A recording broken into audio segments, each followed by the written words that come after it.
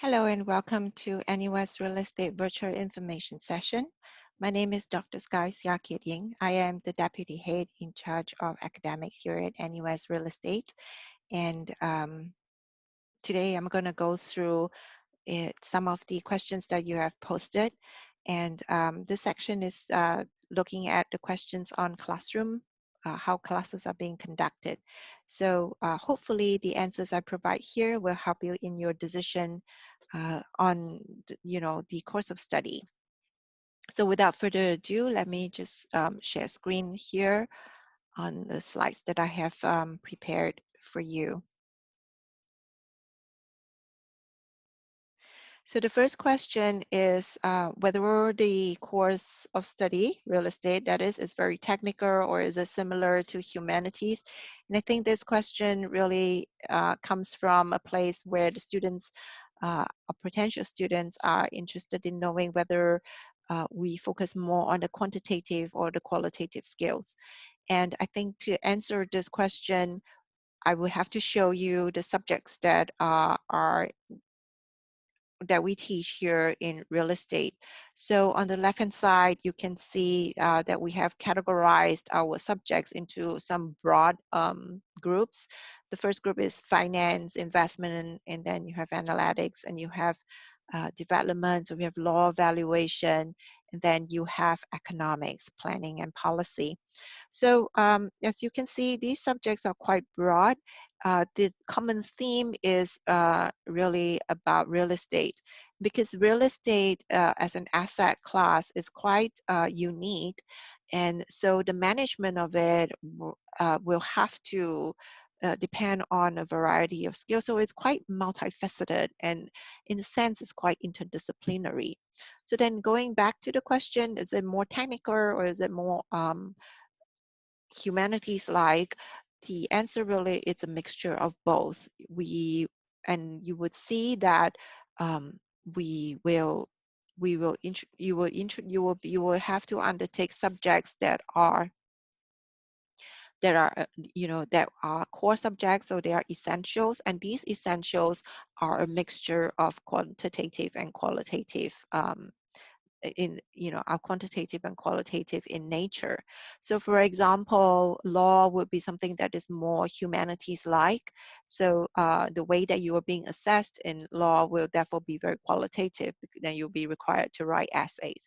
But subjects like finance will be more quantitative, and you will have to undertake calculations. Similarly, for analytics, for statistics, you will have to undertake calculations. And economics, urban economics is very much like social sciences, but it's also quantitative in nature. And then things like public policy, planning theories tend to be qualitative in nature. So the answer is really a mixture of both, and if I have to place a percentage, it's really 50-50. And the idea is that we want to train our students to be professionals when they graduate, so that you can be plugged into the labor pool from the get-go, so that you can just hit the ground running. And therefore, our approach is very interdisciplinary and very global as well. So a lot of case studies in your later years, and you will learn to amalgamate these two skills, being quantitative and qualitative. How are lessons conducted in real estate? There are a lot of presentations and group projects. Am I expected to work in groups all the time? Yes, we as real estate professionals, you would have to understand that when you graduate, you don't work alone. You work with a group of professionals. You will have to talk to lawyers. You will have to talk to your tax consultants. You will have to talk to accountants. You will talk to business people. You talk to people from all walks of life. So being able to work in group is an asset, and we want to hone that skill um, when you are a student. So there are a variety of tools that we use as educators, and these are called pedagogical tools. and then we conduct our lessons based on what is the best way to learn, what is the most effective way to learn. So if you're interested, then there are a mixture of different styles or different way that we conduct our lessons. For certain classes, there will be the lecture style, and then you break into smaller groups of say 25, and you work on problems on your own. Uh, we rely on webcasting and video as well. So you do have a little bit of that where you watch a video and then you come to in class and then we go through questions together. There's also seminal style of teaching, where if it's a smaller class of say 20 to 30 students, then there is no so-called lecture and then tutorial. It would just be seminar where you start talking, start interacting with the lecturer uh, on the problem at hand. There is also case-based approaches. So this is very popular if you have to do a law class. So you'll be put in groups where you will argue your case against one another. Or suppose that we give you a case on a development project, and then you will be grouped into different groups that represent different stakeholders. So one group may represent a community that has certain needs, and the new development is not meeting these needs, and they want to be able to voice how they feel about the new development. And then another group could be like the government in mediating between these two groups.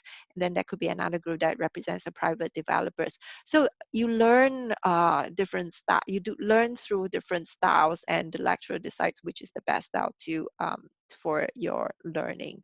So it's kind of interesting, and now with technology, teaching has become more and more exciting, I would say. Students get to learn in a variety of ways.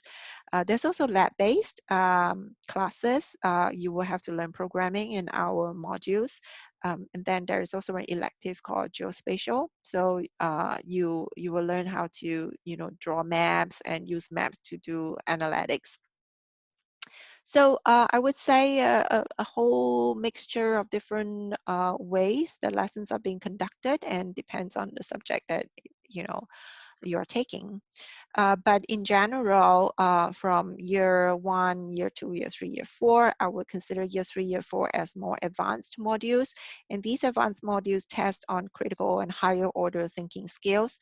So, and also these modules tend to have a lot more group-based assignments, but it will always be a mixture of individual and group-based assignments, not always not always group-based assignments. I would say that year 1 and year 2 tend to have a lot more individual study, because we want to ease you into knowing how to work in groups.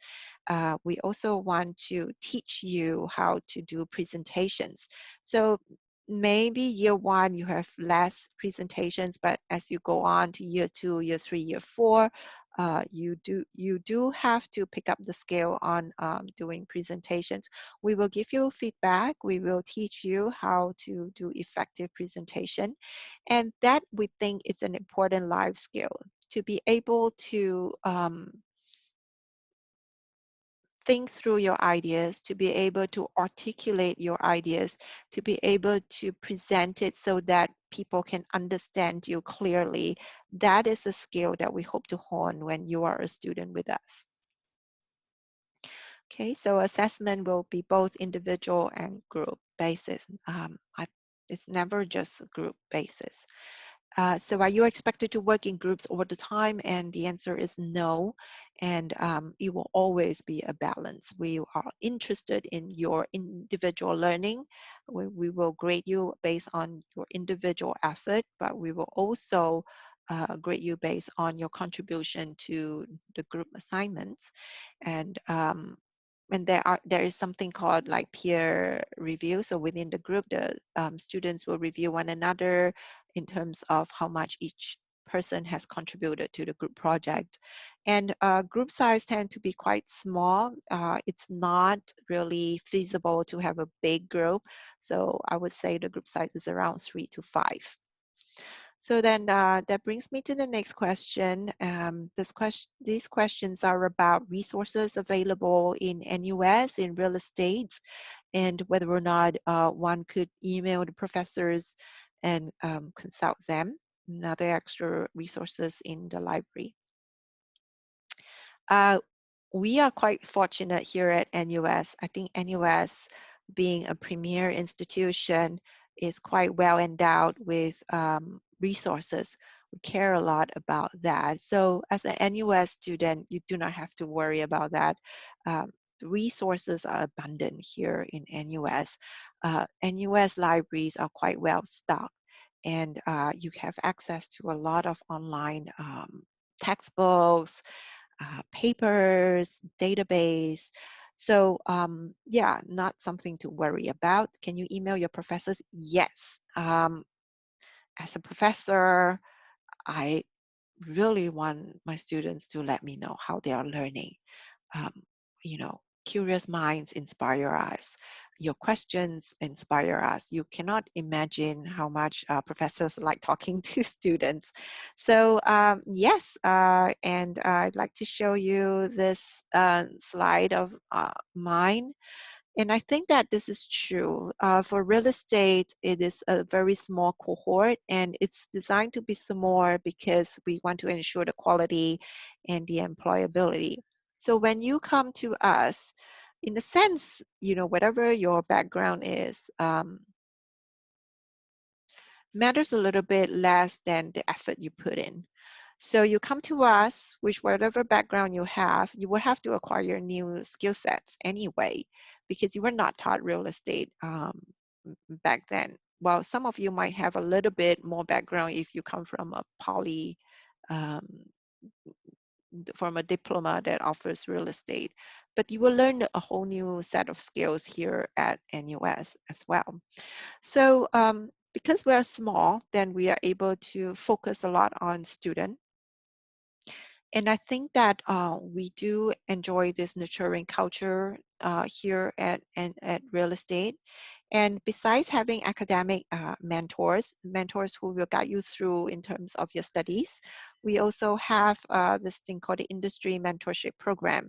I think this is the third year running. We had ran it for 2 years. And so this is the third year. And when you are third years or going to fourth years, we'll pair you up with industry veterans. There are not that many mentors, so we do have to select certain students. And but most of the time, those that sign up get would have gotten a mentor, and the mentor gives advice to these students so that it will help them in making their career choices going transiting from university education to the industry. And the fact that we're able to do this is because there is a healthy ecosystem going on in the department. So as a student, you eventually will graduate and go into the industry. And we want to build that relationship with you.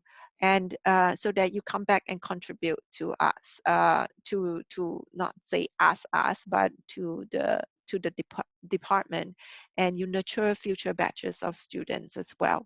So we do like that, and we want to keep that ecosystem going on.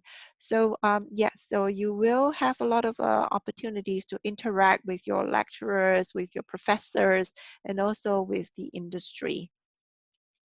So not to worry about resources. I mean, usually for a class, your lecturer will give you links to textbooks. You can buy textbooks in NUS, and if I understand it, yeah, they are supposed to be at a reduced price, and or you can buy used ones from your seniors, as a lot of my students have done. And you also have access to published papers. Your lecturers will be able to show you the links to them through the NUS library. We also have access to case studies that you undertake as part of your learning journey. So yeah, I would say that resources are really some things that don't have to worry about. And professors' time, it's abundant here at NUS Real Estate. we do like to build this relationship with our students. So I am at this last question. This is my last slide. I hope that the answers I provide herein are helpful to you. And good luck in your choices. And we hope to see you. Thank you.